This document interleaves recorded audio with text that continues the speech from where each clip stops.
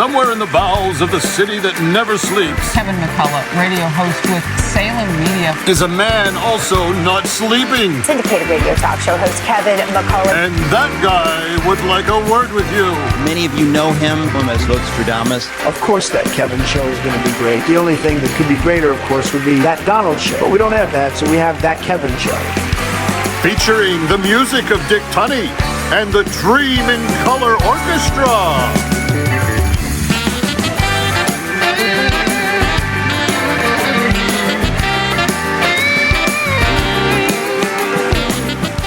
Yet to come this hour on That Kevin Show, he's a tall man who must be stopped. Peter Young. She's all about those murders in the building, Selena Gomez. And the spotlight falls on she and Coldplay.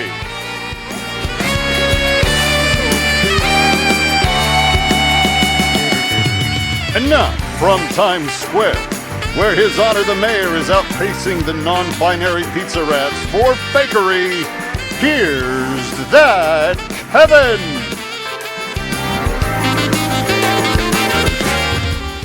It's true, friends. It has to be true. I mean, announcer Dave said it, but listen.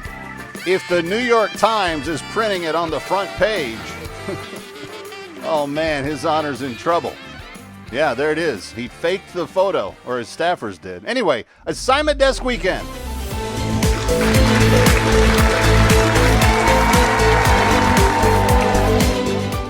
Allies of President Biden, seen here wiping a bit of white powder from his nose, are irritated at the increased questioning concerning the bag of cocaine found in the residence of the White House last week, calling the discovery GOP fodder and BS. Of course they would, because who could possibly believe that a president's addict son would be so irresponsible as to actually leave a dime bag of coke behind in the library, or a laptop at a repairman's office, or a diary describing inappropriate showering with dad. No, wait, that was his sister. But the point still holds. There's open speculation that the cocaine could belong to someone other than the president's son, but who else could possibly have shown visible signs of unexplained lack of coherence that's been anywhere near the White House? We should always find times to express how we feel about the moment that is a reflection of joy, because it comes in the morning.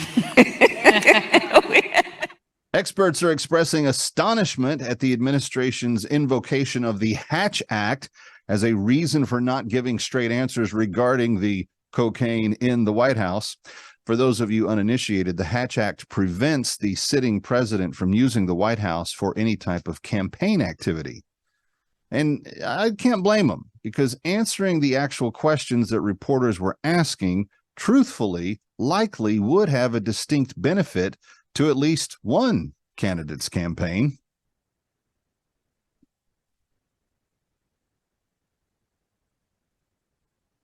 It appears that the White House is attempting to spin the narrative of the Coke in the library story. To this end, the White House has already corrected the location of where they originally claimed it had been found, originally saying it had been found in a high-traffic area, that it might have been a tourist that had left it there. Where this was discovered is a heavily traveled area where many White House, West Wing, I should be even more specific, West Wing visitors come through this particular area. I just don't have anything more to share. It is under investigation by the Secret Service. Accordingly, Congress is investigating the matter, and the Secret Service will be testifying before the Oversight Committee quite soon. Sensing the public's anxiety from this lack of disclosure, Assignment Desk Weekend commissioned our first poll late this week to see who the public might think the cocaine likely belonged to. The options in the poll were a tourist, Joe Biden, Kamala Harris, or some guy named Hunter. The White House speculation that the coke was left by a tourist, just for example, did not receive a single vote in the more than several thousand that we took in, while this Hunter dude received nearly 100% of the vote. The White House calling the poll too close to call. R&B singer Jill Scott, seen here sprouting demon wings from her scaly spinal column, altered the lyrics to the national anthem this week on the 4th of July. Her rendition called America the home of the slave.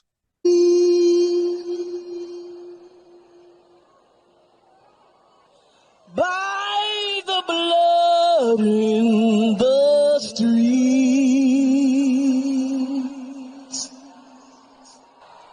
this is not the land of the free. The singer also then wondered aloud whether it was her song, the lyrics, or the demon wings that kept her from being invited to any Happy Birthday America parties. Gosh, beats me. Ketanji Brown Jackson, Associate Justice of the Supreme Court, the first justice to ever not be able to answer the question, what is a woman, was one of the 3 justices who cited against that decision late last week that was so controversial concerning affirmative action. The decision prevents racism from being used in college admissions. Most people think that's a good thing. But Justice Jackson was shocked when a new poll revealed this week that Black Americans support the decision 2-1. That's 67% for those of you that went to Hunter Biden's elementary school. And finally, a supermarket employee was fired this week for filming 2 men as they decided to shoplift cartfuls of groceries and goods on Father's Day. In broad daylight, he went out and taped them, and the police found his footage so useful it helped them in apprehending the men. But he was fired anyway. So let me understand this. In 2023, the man who prevents the crime is the bad guy? Note to Jill Scott, America, the land of everything for free and the death of the brave. There, I fixed it for you. And that's Assignment Desk Weekend.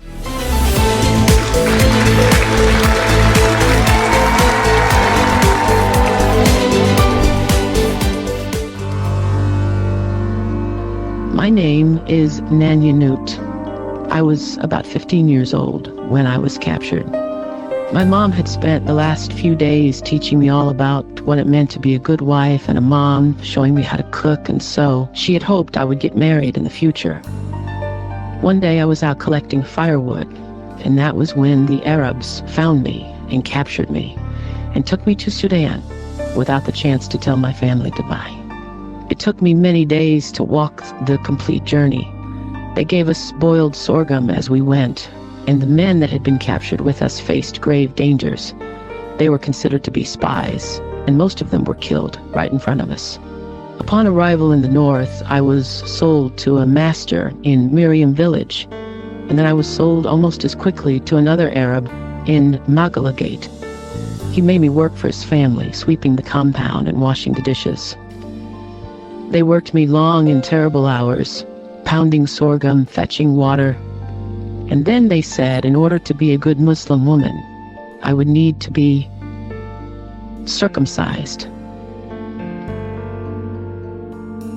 I was held down as it happened, and then I was forced to marry.